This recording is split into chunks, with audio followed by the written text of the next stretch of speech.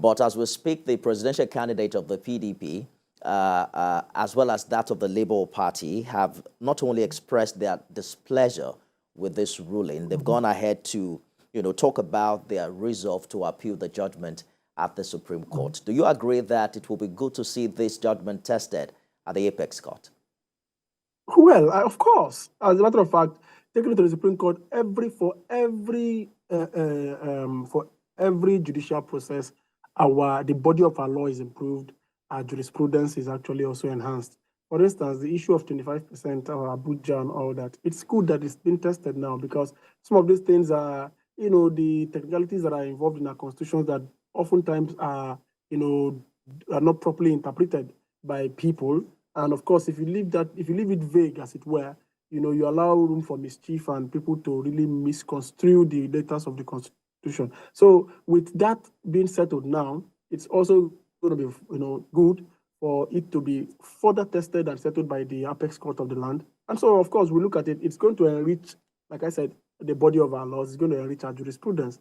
And going back to probably your opening before this question, where you talked about whether or not the governor of Anambra State, who is national leader of the party, was right, I tell you that, it's one thing you must understand is Chinua Achebe once said that the only thing we learn from history is that we repeat it.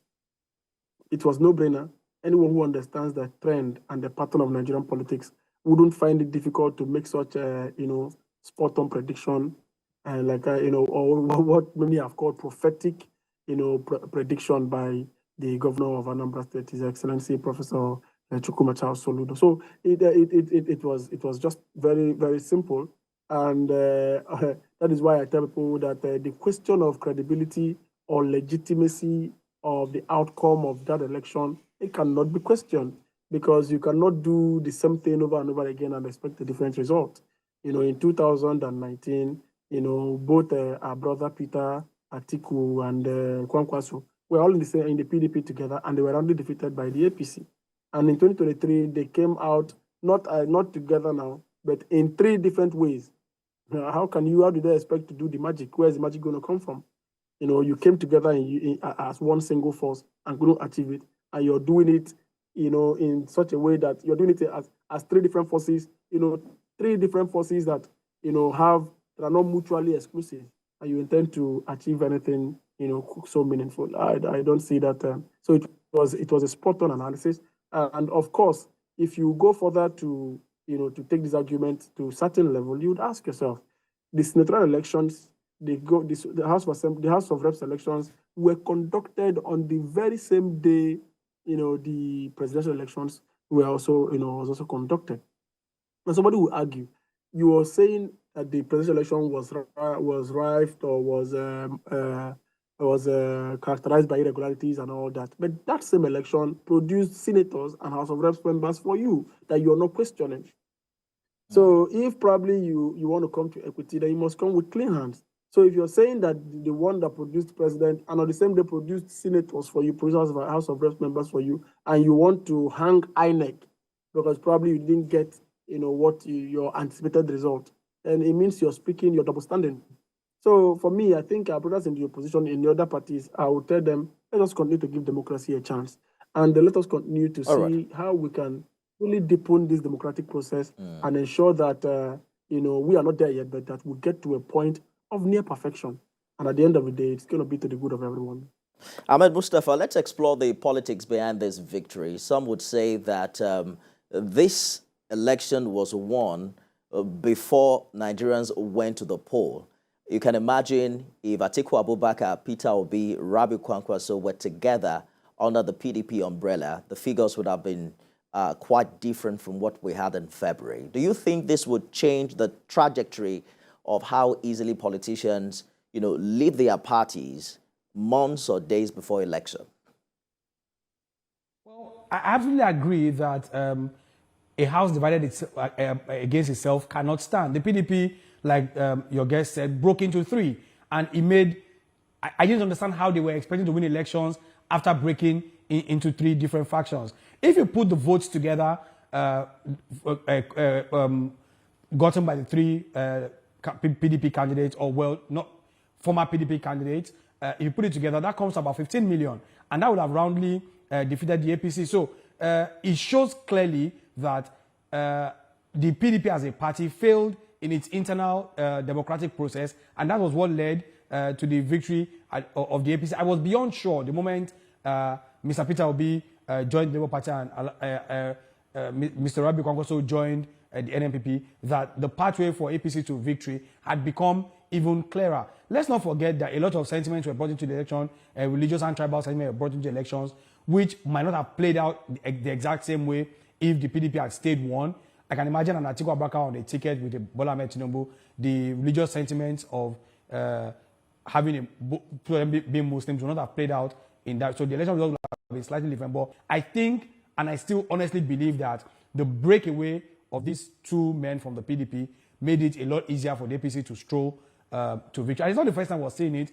Even across several states in the country, the case of Oyo or Osun are examples that we see where there are infighting within the major political party, and the other political party just strolls to victory. So it's clear. And like you said, to answer your question, I think that it's high time politicians sit down and reassess this cross-carpeting ideology. It's not one that I particularly like. I've been a member of the APC from the inception, and I hope to remain in that party until the end of my time. You know, I don't see any reason why until you change your mind. Find it very easy. But just a minute, how much of a pressure?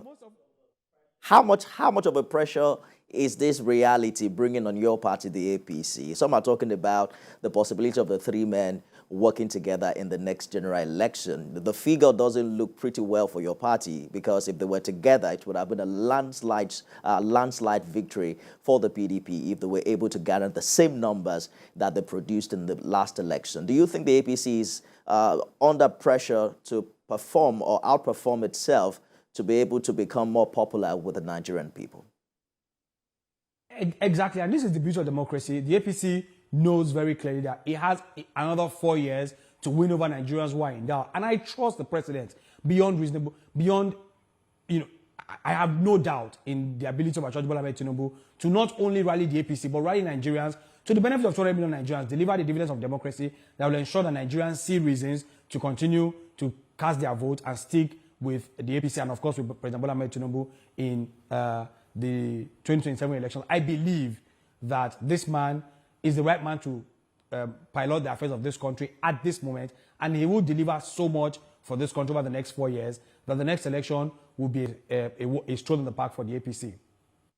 All right, Ejiofor Okpara, interesting development aftermath the presidential election petition court judgment. The PDP candidate has now cried out over the non-release of the certified true copy of the judgment, because they have 14 days left to file an appeal at the apex court. There's also the faction of the Labour Party led by Lamidi Apapa that has formally accepted the verdict of the court, and what that would mean for the Labour Party we'll see in the coming days. But talk to us about the role of opposition. In 14 days, and an appeal is expected to be filed to the apex court.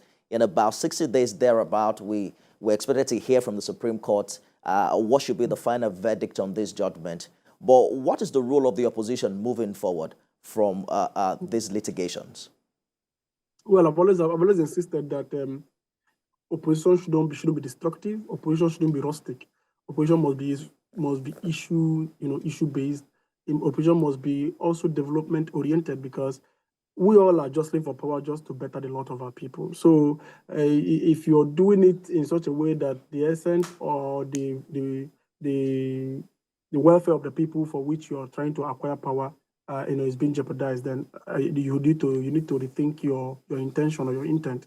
Now, going back to the delays or bottlenecks in assessing the CTC of the tribunal judgment, I think it shouldn't be. At this point, I believe everyone who wants access to the certified true copy of that judgment should have gotten it. Like I said, it will all go on to breach the body of our jurisprudence. If anybody thinks they can play politics with what should be the last hope of the common man, then the person is just trying to undo himself. Allow the process be.